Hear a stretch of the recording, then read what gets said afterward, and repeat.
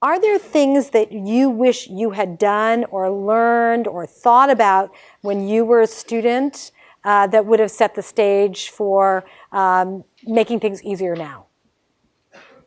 Okay. I can think of two. So one, I wish that I had thought a lot more about how doing a startup would affect my personal finances. Because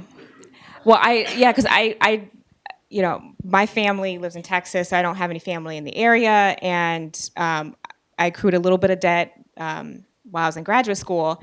And when we started the company, we didn't really have any money. And even when we got our first seed funding in, we needed to really pay ourselves a relatively modest salary in order to hire people to really get the company going. So it ended up being kind of a pretty high stress and burden to have to worry about my own sort of personal finances. And I ended up having just to really cut costs pretty drastically. Like I even moved into my car for a few months to cut costs and like get ahead of my finances. So I wish I had sort of thought about that a couple years ago and had maybe saved more or maybe did a job on the side or something to really kind of reduce the stress with that. Another thing that I've done that I wish I started earlier was follow minimalism principles.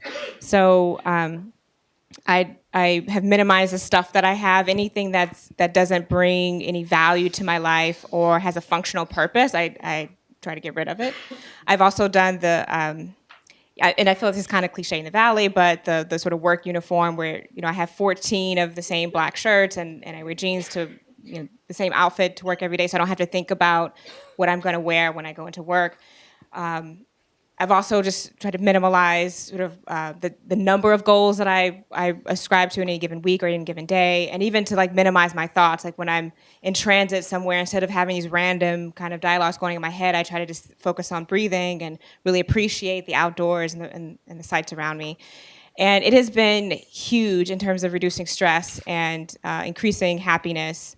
And just the idea that what you have and who you are is enough. I think that's it's been such a valuable kind of mantra to ascribe to, because I think so often, at least in my Facebook feed, you see kind of what everyone has and all these like great things, and it can be easy to kind of fall into that trap of always thinking you can buy something that'll make you happy, and just realizing that what you have is good enough, because that's all there is out there.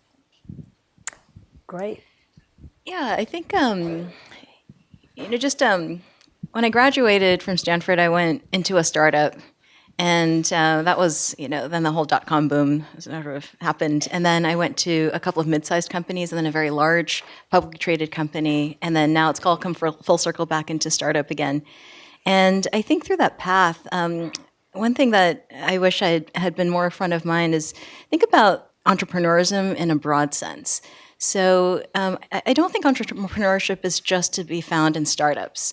Looking for bootstrap and very small opportunities. I think you can find entrepreneurism in a lot of different places, and I certainly found a lot of opportunity even in a very large company where you can carve out and identify opportunities to be entrepreneurial and to get a lot of progress made and things accomplished. It may not be as visible as kind of being at a startup, but you also have the power of a lot of resources and different levers available within that environment.